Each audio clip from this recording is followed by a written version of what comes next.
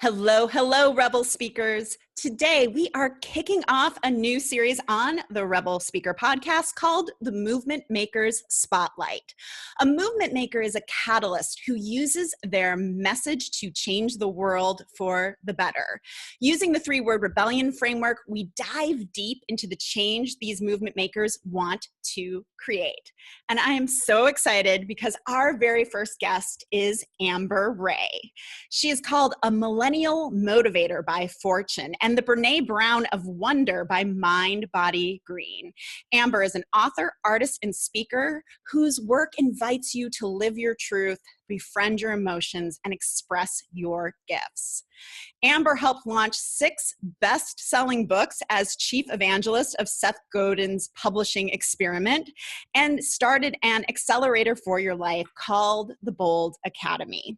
Her upcoming book, Choose Wonder Over Worry, well, that title had me at hello.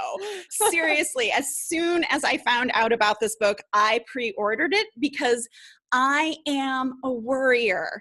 I learned that habit from my mom, and I often wonder how worry holds me back. And not only that, I see worry so much with my clients. Like, what if they reject me? What if I put myself out there? What if I never get there? And what I love about Amber's work and the movement she's creating and her three-word rebellion is she's connecting you with your voice of worry and wonder.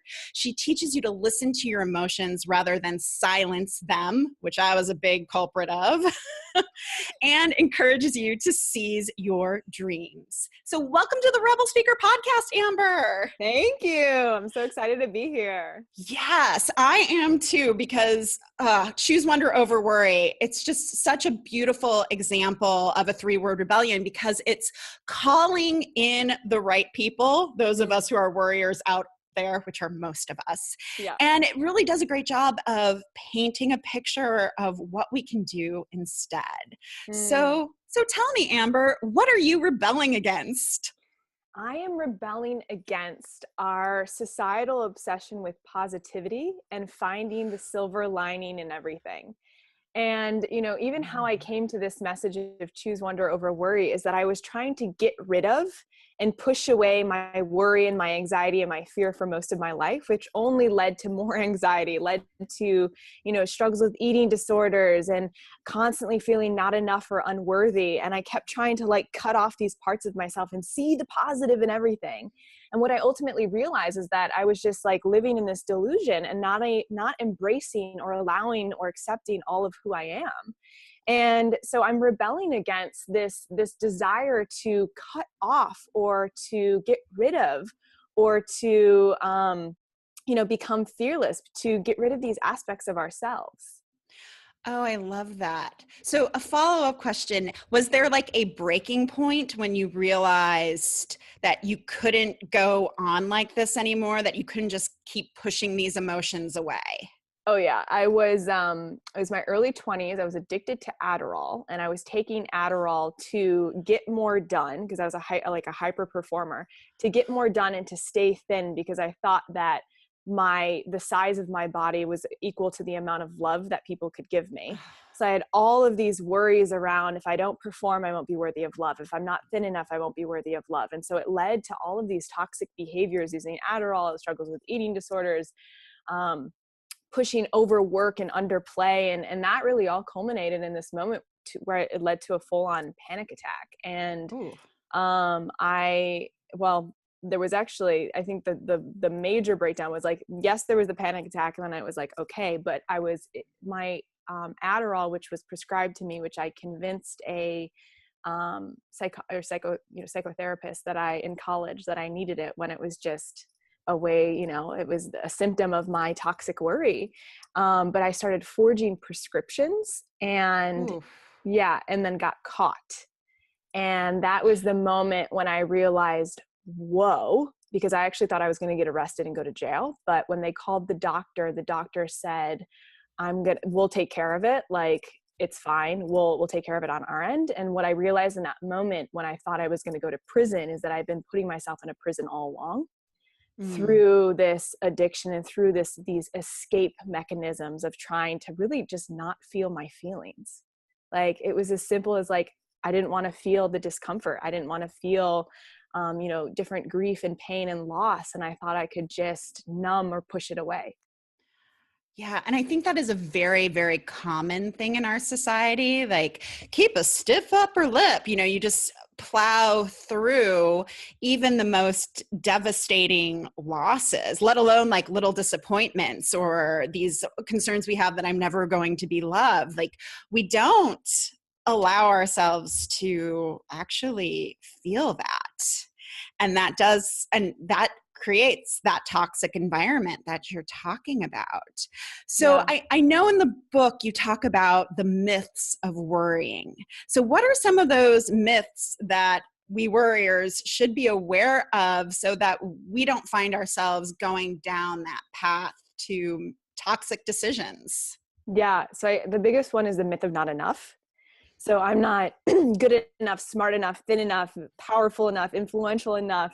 My story isn't interesting enough. I don't have enough money. I don't have enough time. That not enoughness, that scarcity Mm-hmm. is what I found at the root of all worry. And, I've worked with thousands of people over the year, and whether they were the CEO of a top organization and had so much abundance in terms of money and power, they still had this story of not enoughness, or whether they came from nothing. It was like I was meeting with people across all different backgrounds and perspectives, and there was still this story of not enoughness, which, that's something that's been baked into our society for thousands of years. And that story will likely persist beyond us being here, but we get to choose if we want to buy into the story of not enough or not. And so the major one is like, where is, I always say, like, how is the myth of not enough playing out in your life? Like, when are you telling yourself that you're not good enough or thin enough or powerful enough? Or, like I often hear, I don't have enough Instagram followers to be able to like do this. Like, it can show up in ways like that. Or like, I don't have enough influence in my company to speak up and have my voice be heard. Or I'm not a good enough writer or artist or entrepreneur to try this thing. And so it's recognizing when that not enough voice is speaking up and saying, okay, like maybe, or like, this is where wonder comes in, or like, how else might I look at this? What else might I try? Like, maybe I'm not the best writer, but how do I get better?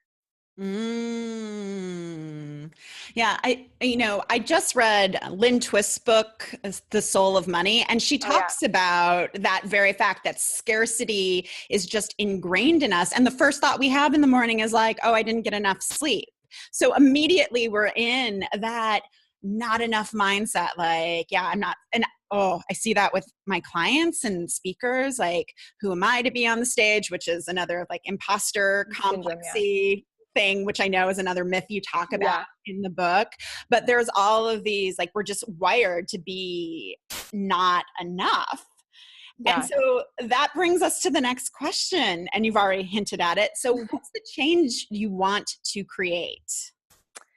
Yeah, I mean, there's so many. The change I want to create is for us to get curious about these worries and these parts of ourselves that we tend to deny and push away. Because again, I don't think the path is to like, oh, I'm not going to worry anymore, but to be like, where is this worry coming from? Where did I learn this? Like, this story of I'm not ready. Like, who told me that? And so it's having this sense of curiosity and wonder about these aspects of ourselves that aren't serving us anymore. And then with that comes feeling those feelings that are associated with it. I feel like if we can just, feelings are fleeting, they come and go, but it's the Mm-hmm. story about them that sticks. So it's like, I lost my father when I was a kid.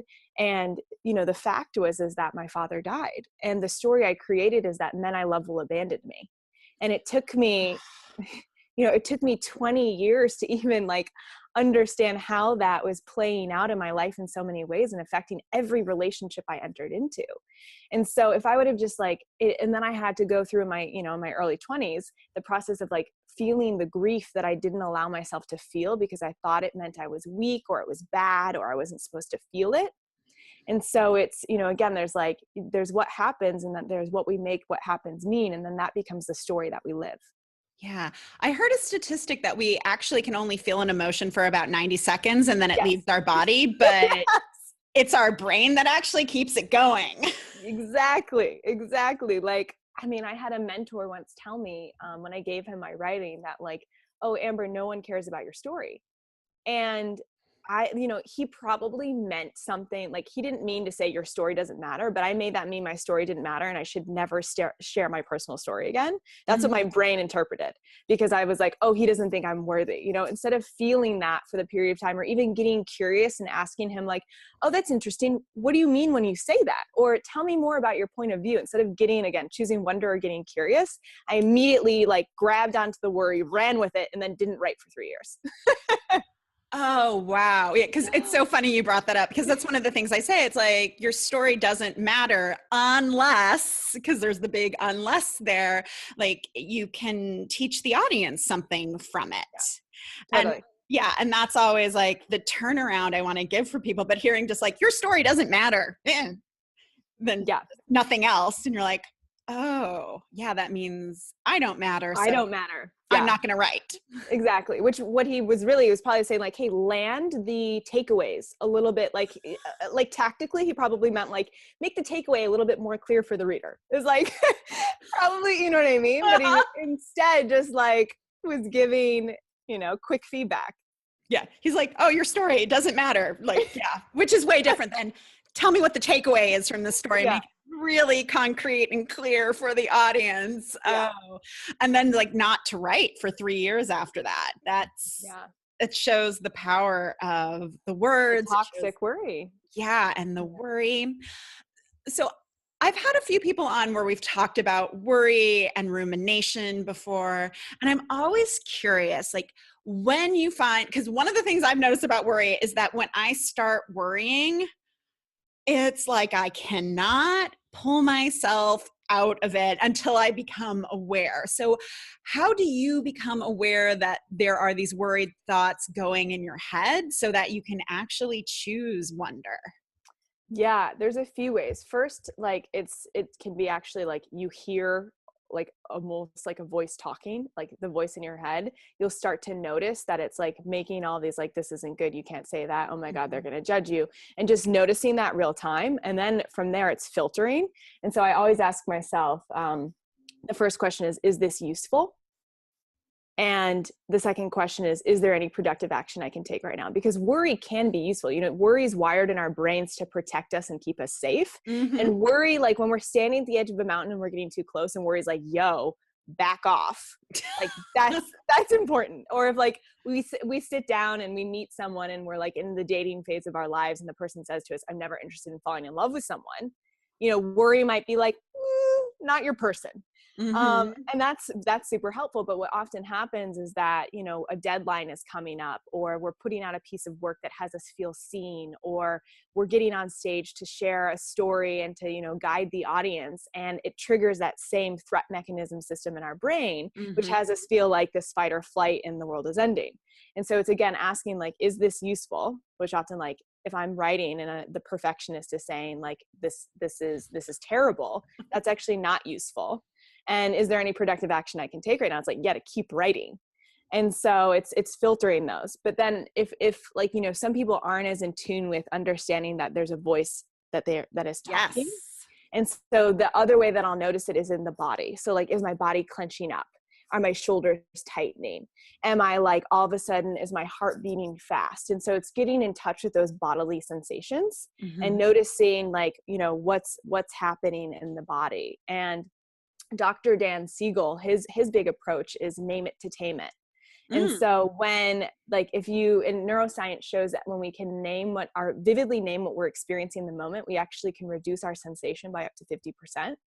Oh. And so like, if we're all of a sudden like shaking with worry, or our heart's beating really fast, and if we can say, okay, right now my heart's beating really fast, I'm noticing butterflies in my stomach, I'm noticing that my shoulders are tightening up and I'm getting in this fight or flight stance.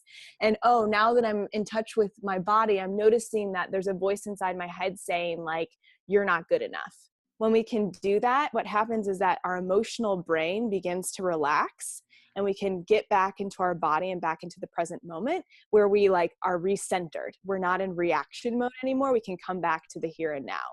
And then we can say like, okay, wait, what's my next move? How do I want to, what do I want to do next?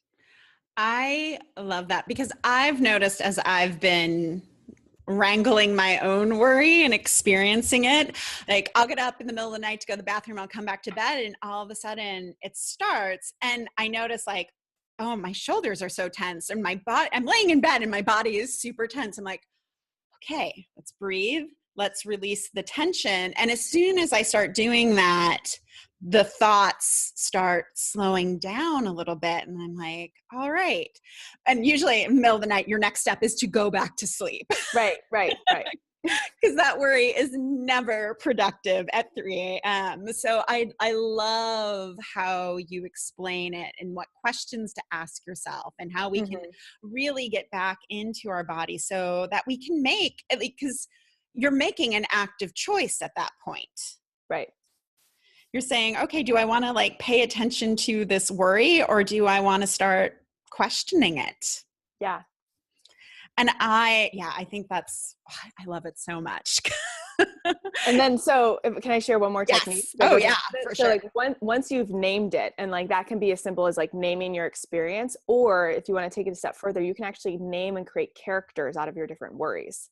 So like my perfectionist is Grace, and she's this 30-something British woman who has short blonde hair and wants everything in like a perfect, neat box. And so anytime that my perfectionist starts chiming in, or I'm trying to obsessively make something perfect, I'll be like, oh, Grace, I see you. What's going on? And Grace will, and I realize that Grace just like really cares about the end product and wants it to be really high quality.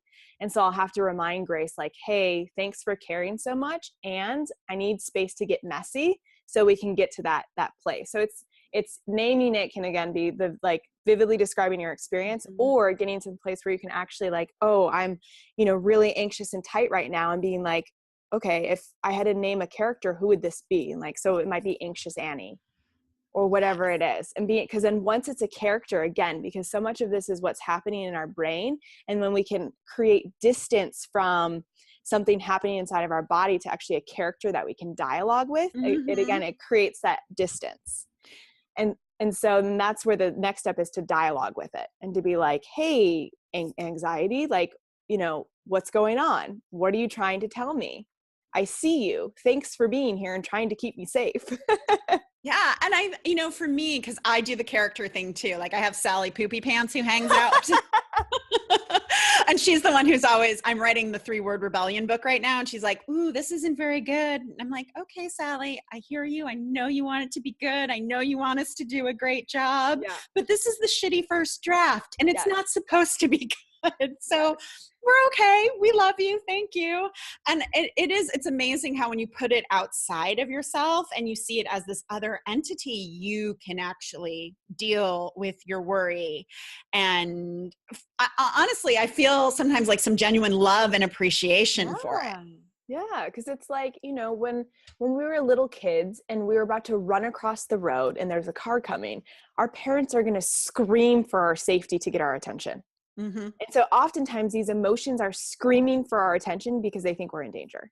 Yes. And so when we can have compassion, like, oh, I really appreciate you wanting to keep me safe, but like this shitty first draft is not going to kill us. Like, again, it creates that distance and allows us to calm and get back into the moment in our bodies. Love it. So final question. If everyone acted on your message, what would the world be like?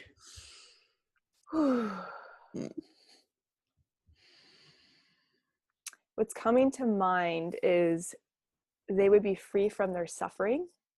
And not that the suffering would not exist, because suffering is a part of life, but they wouldn't be trapped and stuck by their suffering. They would be in relationship with it. And as a result of that, they would shift their relationship to the suffering, and it would create a sense of freedom and expansion.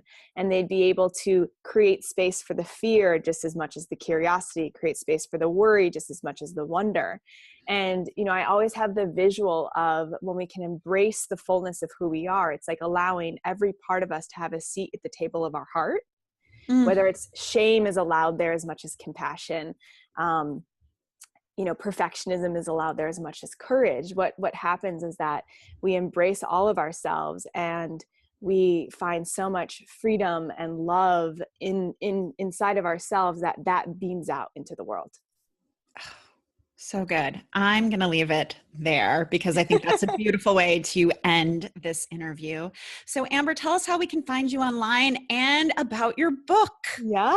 So Choose Wonder Over Worry, out May 15th. You can find it at choosewonder.com and Amazon and Barnes and Noble and every retailer that has a book. And then online, I'm Instagram, Hey Amber Ray, AMBERRAE with Hey in the beginning. And I love Insta for stories and images and visuals and storytelling. And then my personal site's amberray.com. And I'm going on a 7-city tour from like May 15th till June 15th. So would love to see people live if I'm coming to your city. Awesome. Well, thank you so much, Amber. Thank you. Go and read her book, Choose Wonder Over Worry. It has beautiful stories. It has actionable insights like we got in this interview.